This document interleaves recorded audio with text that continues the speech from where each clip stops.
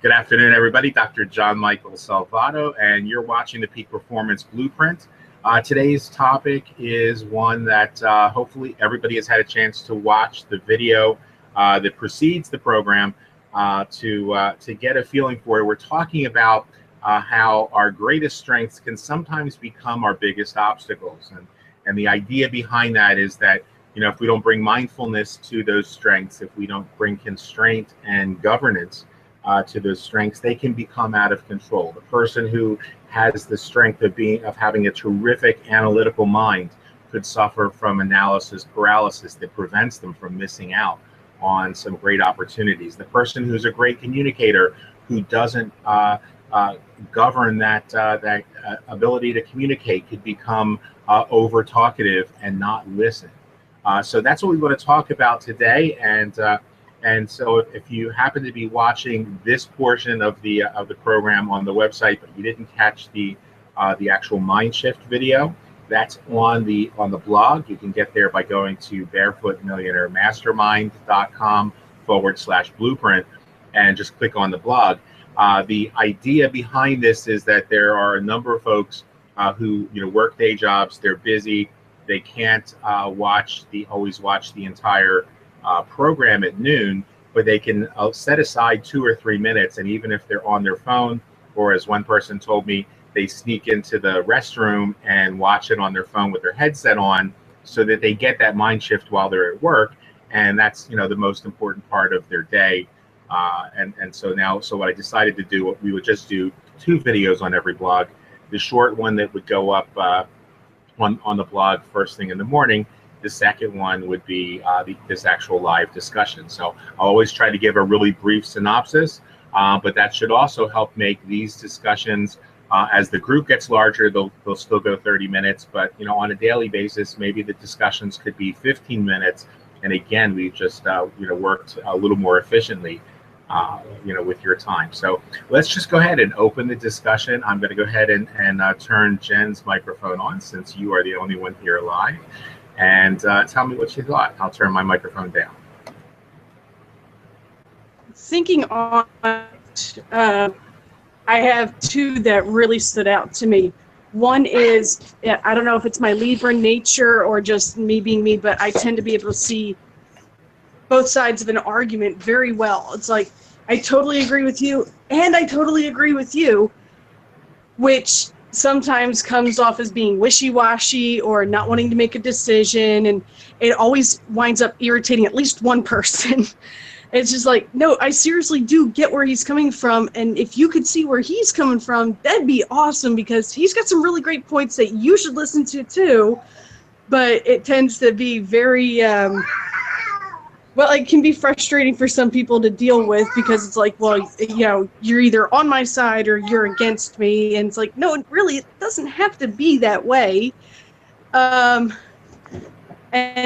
the other one is, I tend to get really passionate about things to the point of near obsessive.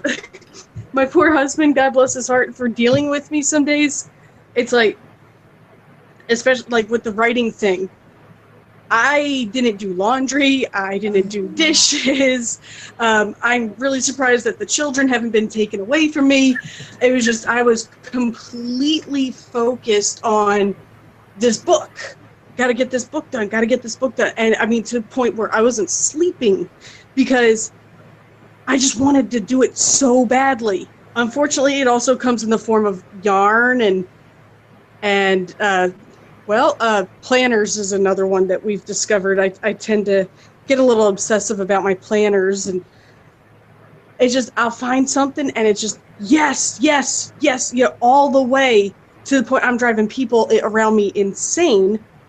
And then after about a week or 2, it's like, okay, I'm done. And everyone's like, are you kidding me? So yeah, those are mine. That's right. That's awesome.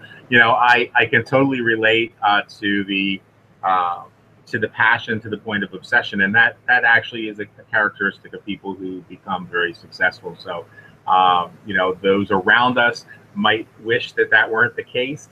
They might wish that things were otherwise, but that's really how it goes. And it's one of those things that when that mind shift came up and I started to think about it, it's something that on a monthly basis I have a series of questions that Jim Rohn shared with me. Since it's only the two of us, and now we've got Sandy. Great.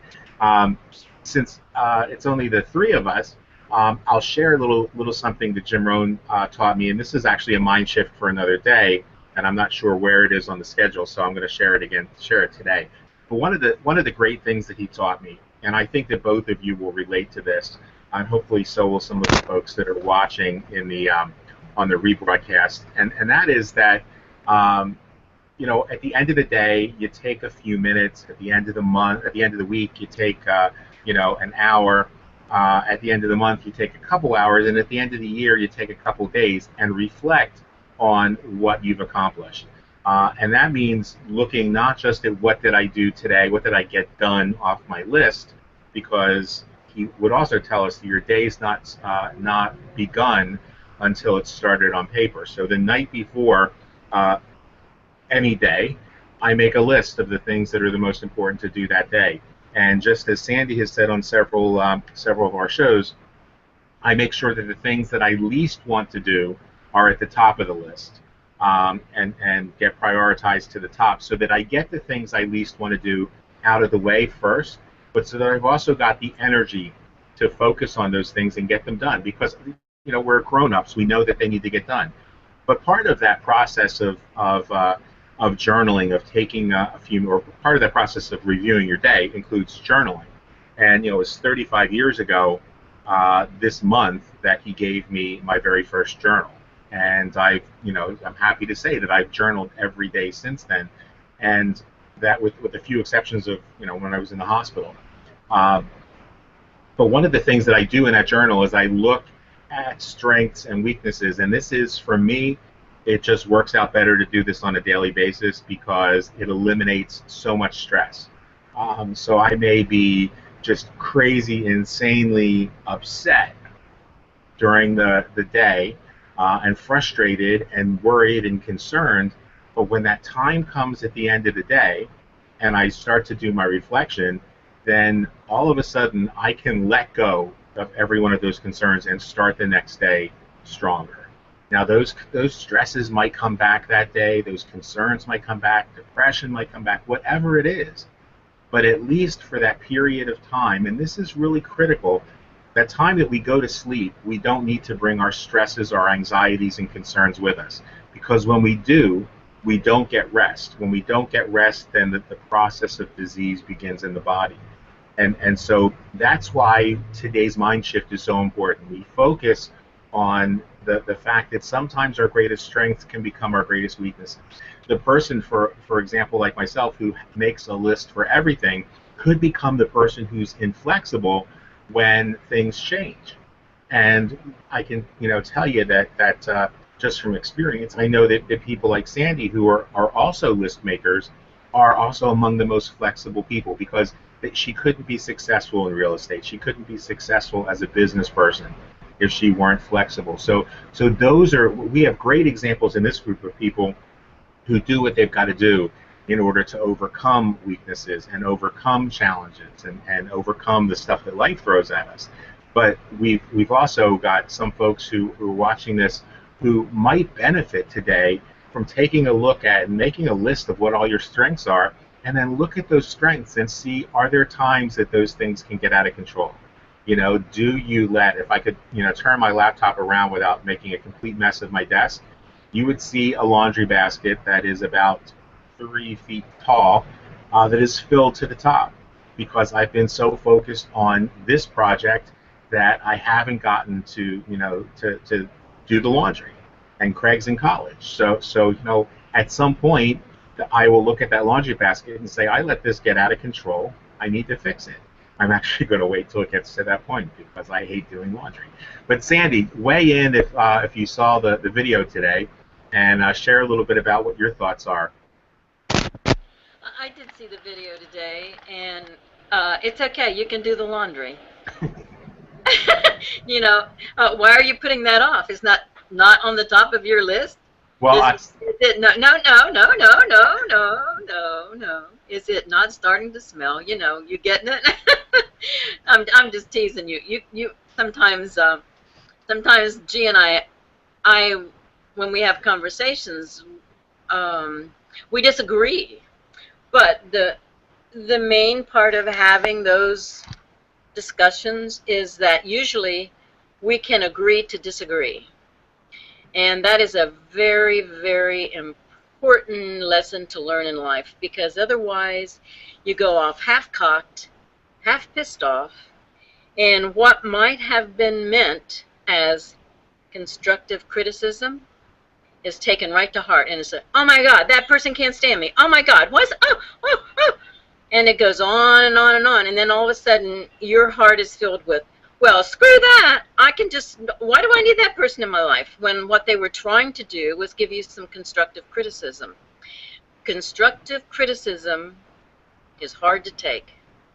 I don't care who you are, you have to be fairly mature to take some kind of somebody saying to you, well, you could do this different, or why don't you do this? And of course now they're giving you their impressions of what they're seeing in your actions and your deeds, and the bottom line, it doesn't agree with who you are. So you have to watch when you start to say what we think we're giving people good advice, because in our heart we've been down those roads, and those roads and those paths can be steep. You can take the wrong path and get on a detour, and all of a sudden you go like, oh wow, this isn't working, I'm on the wrong path. So you have to go back that path to get to where you started and then start over again. So, you know, I think when you're talking to someone on an intimate level, someone that you love and that you know, you have to say to that person, where are you in this?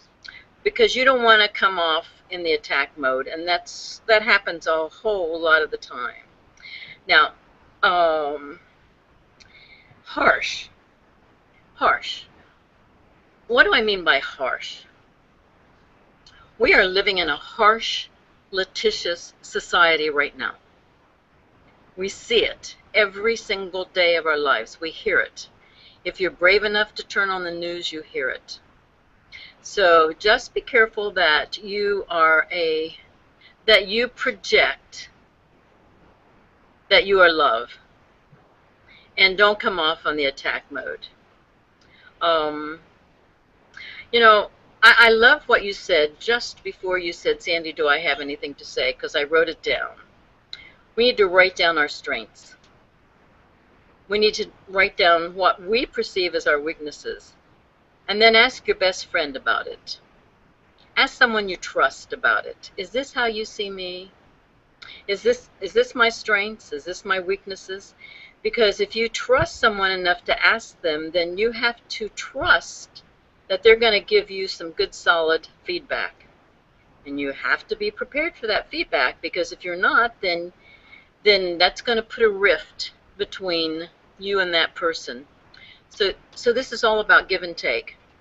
Yes, I'm a list maker, and I even have forms for my lists. I'll have to take a picture of them sometime and show you my form for my list. I took that form out of something probably 40 years ago.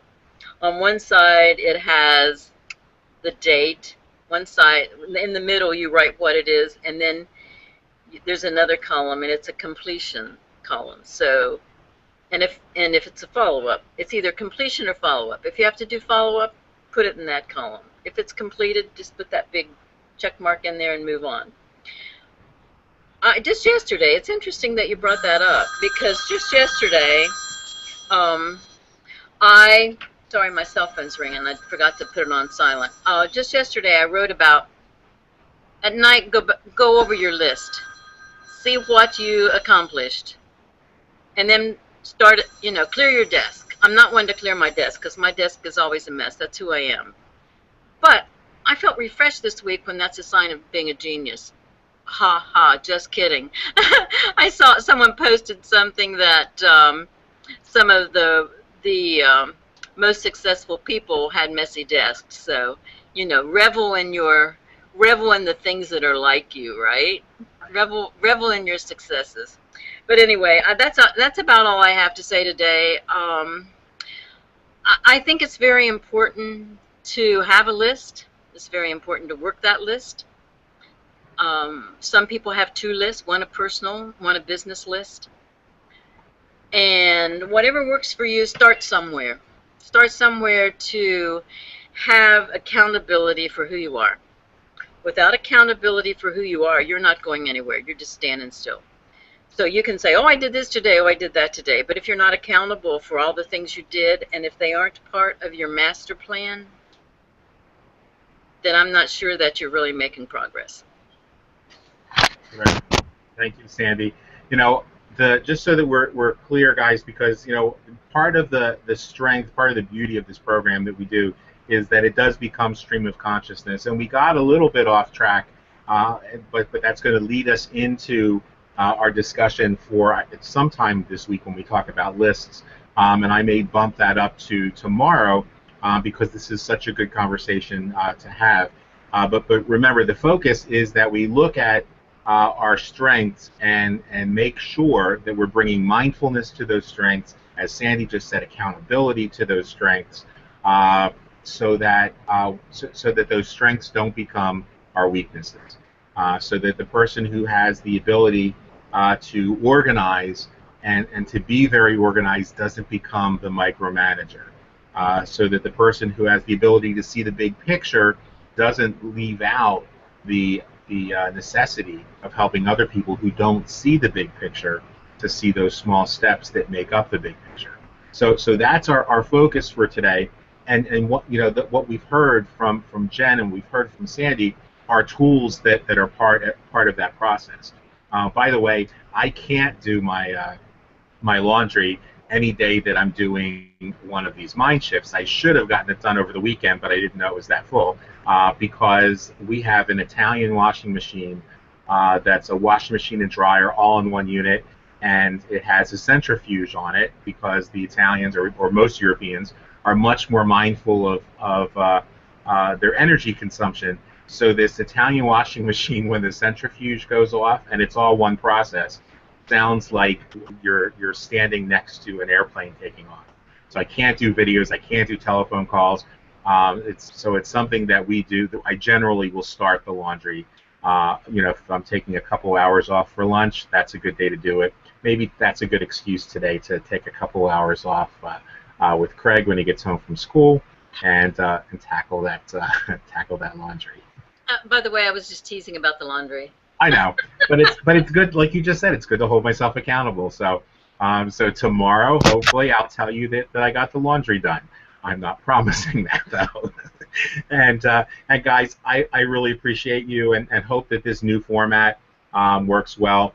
Give me a little bit of feedback. I mean, does this seem like it's something that's going to work out better for you guys to watch the watch the Mind Shift at your leisure? And I'm actually working on getting those Mind Shift videos done. Ideally, I would like to have them done by midnight the night before, so that early risers have who have the habit of getting up early in the morning can actually watch the Mind Shift when they want to watch it, not at 11 o'clock in the morning and then have to interrupt what they might be doing. When we have our conversation on lists, and I really think I might make that tomorrow's topic and switch whatever tomorrow's topic is if it's not on the list, if it's not tomorrow's curriculum.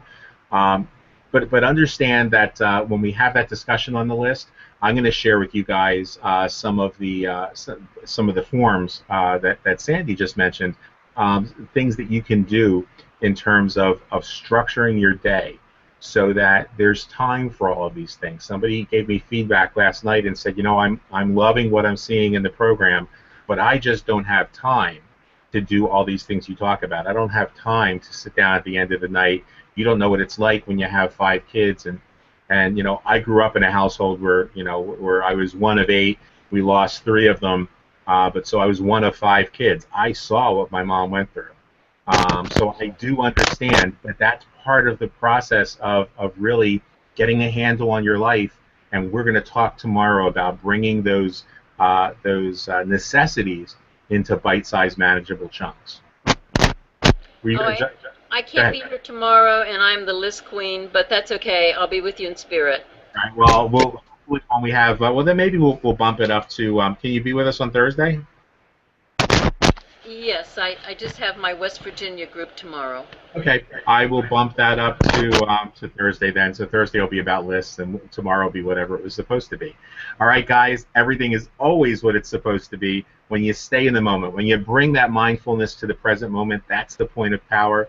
Jen and Sandy, thank you so much for sharing today, and for those of you that are watching this on the replay, remember that you can always be here at 12 noon Eastern Time. All you have to do, if you're not getting the messages on Facebook with the link to get in, be sure to send me a message and say, hey, I want to make sure I'm on that list. I don't want to miss the chance to get in on the live discussion.